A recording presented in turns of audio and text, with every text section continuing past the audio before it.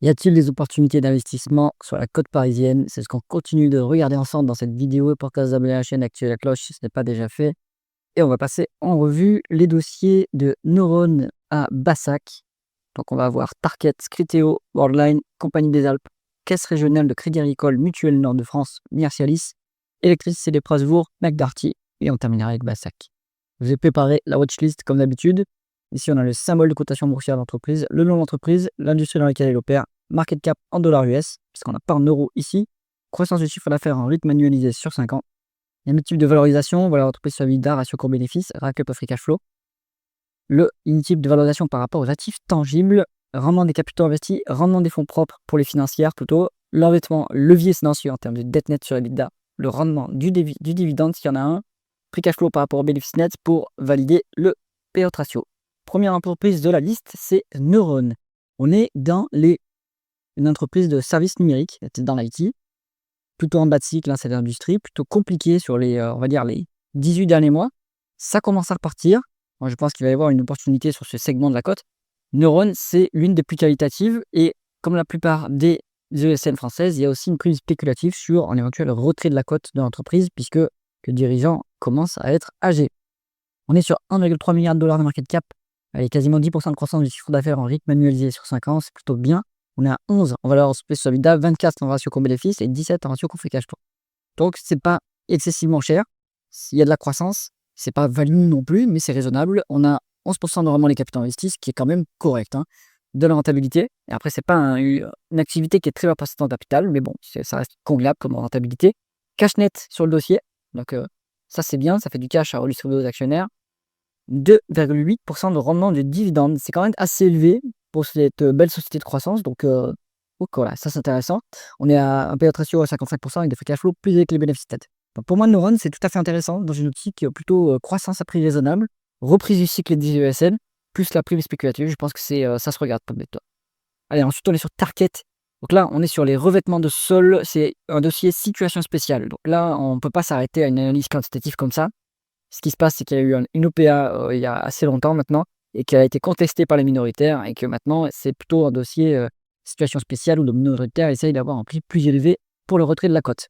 Donc, voilà, sans trop m'attarder sur les chiffres, c'est plutôt, à mon avis, un potentiel de la dead money, je pense, puisqu'on va se mettre, si on se met sur le dossier, on va attendre qu'il y ait un retrait de la cote à un prix plus élevé que l'OPA précédente.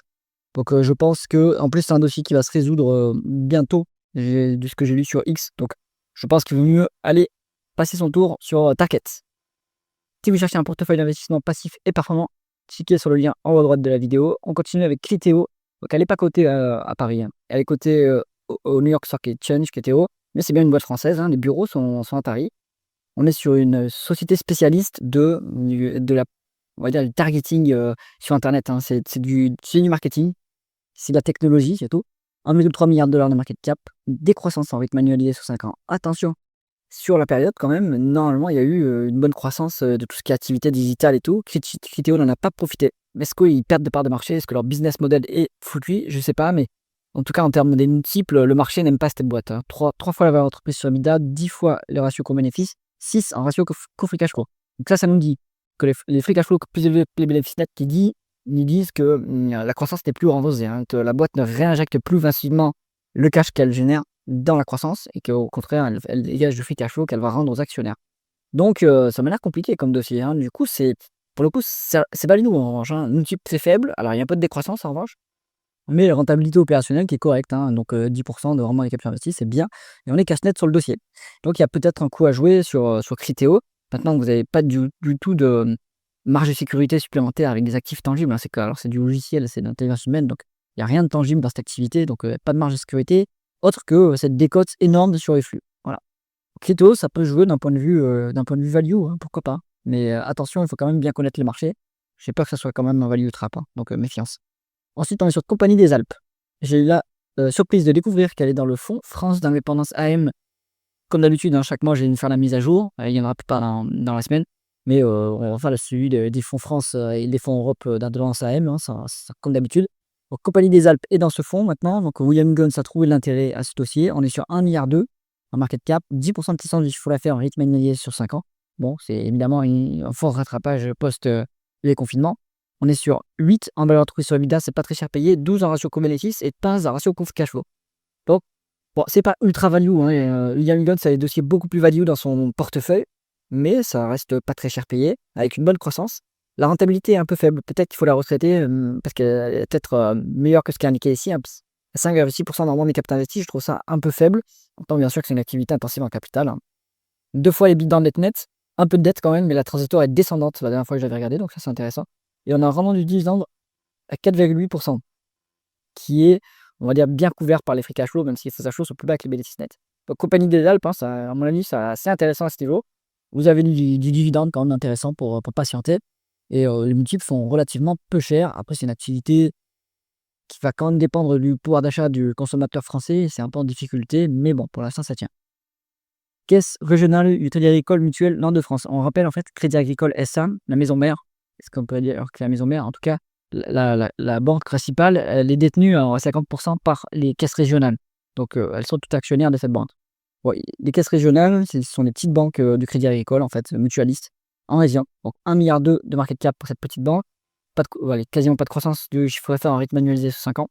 On a 5 en PE, donc on a une belle décote, hein, c'est ce qu'on veut sur les banques. Et on est des côtés, on est à 80% des actifs tangibles.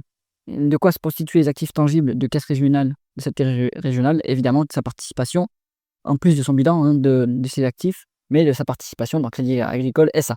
Donc c'est pour ça qu'il y a une telle décote. Vraiment, les fonds propres à 3%, c'est très médiocre pour une banque. Très, très, très médiocre. Alors peut-être qu'il faut retraiter ce chiffre-là, mais je trouve que c'est pas satisfaisant, hein. Donc plutôt à l'écart de cette banque. Alors Worldline.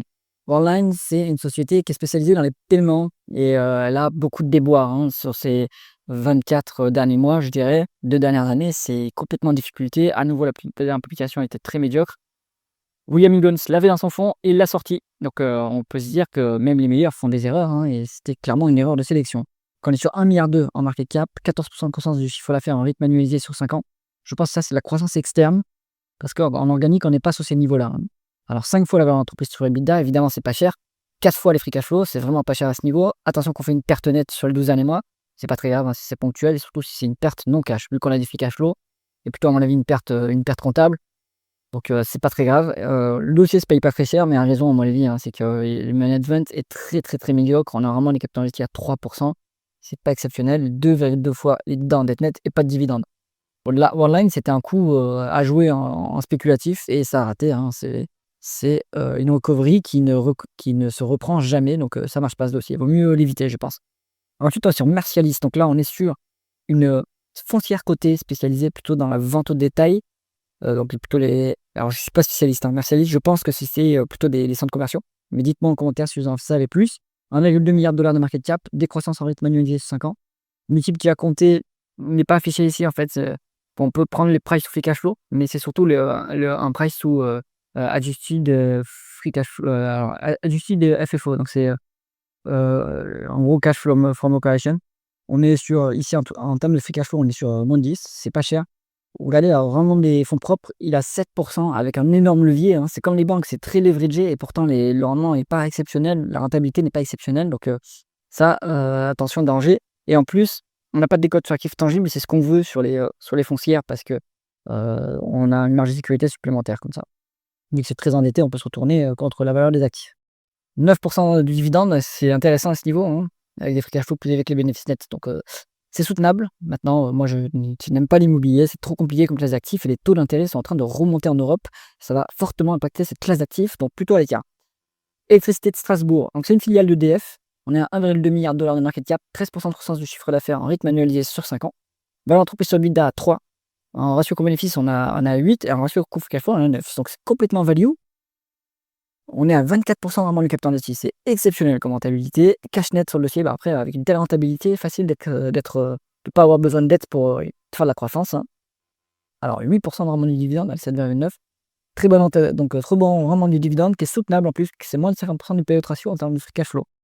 Et Strasbourg, c'est intéressant. Après, vous avez EDF au capital, donc l'État au capital. C'est un point qui me fait un peu tiquer, mais pour les gens qui n'ont pas ces précautions-là, c'est absolument intéressant d'un point de vue value et d'un point de vue rendement du dividende. Fnac Darty, donc là on est plutôt dans la consommation discrétionnaire, discrétionnaire, pardon. 1,2 milliard de dollars de market cap, 2,4% de croissance du chiffre d'affaires en rythme annualisé sur 5 ans. Normal, hein, ça croît comme l'économie européenne, on va dire, Fnac Darty, donc c'est très mou. 4,2 en valeur d'entreprise sur EBITDA, 37 en ratio coût-bénéfice et 3 en ratio coût free cash flow. Donc il y a un problème temporaire, à mon avis, sur les bénéfices. Ils ont dû passer une provision ou de l'exceptionnel, mais c'est du long cash, puisqu'on a 400 millions de free cash flow. Donc ça se paye pas du tout cher. Fnac Darty, il y a quand même un tout petit peu de croissance. Rentabilité très médiocre en revanche, 4% de rendement des capitaux investis, c'est faible, et une fois les bidas en net, c'est pas trop endetté. Donc on a 2,9% de rendement du dividende, qui est soutenable évidemment, avec les free cash flow qui sont très élevés comparé au bénéfice net. Bon, Fnac, il faudrait qu'ils améliorent leur rentabilité, c'est pas tip top. C'est le seul point qui pose problème sur ce dossier. La faible croissance, bon c'est pas très grave, si les croissances sont faibles, ça veut simplement dire que les parts de marché sont stables. Tant qu'on fait pas de décroissance, ça va. Et si les parts de marché sont stables et qu'on est leader, normalement on est censé pouvoir monter sa rentabilité. Mais là, c'est pas le cas. Donc Fnac Darty, faudrait que ça s'améliore un petit peu quand même. Ensuite, on est sur Bassac. Donc ici, alors ils nous mettent Real Estate Management and Development, c'est un promoteur Bassac. Donc attention, c'est compliqué, la promotion en France.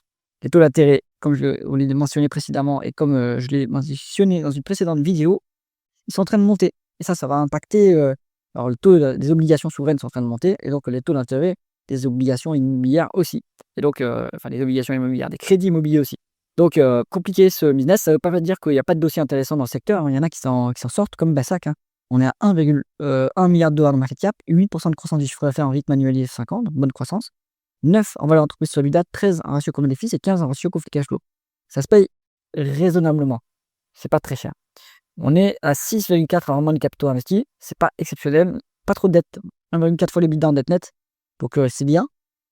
On est sur un dividende de 1,7% de rendement, c'est pas exceptionnel, et c'est bien couvert par les free cash flow, même s'ils sont un peu plus bas que les bénéfices nets.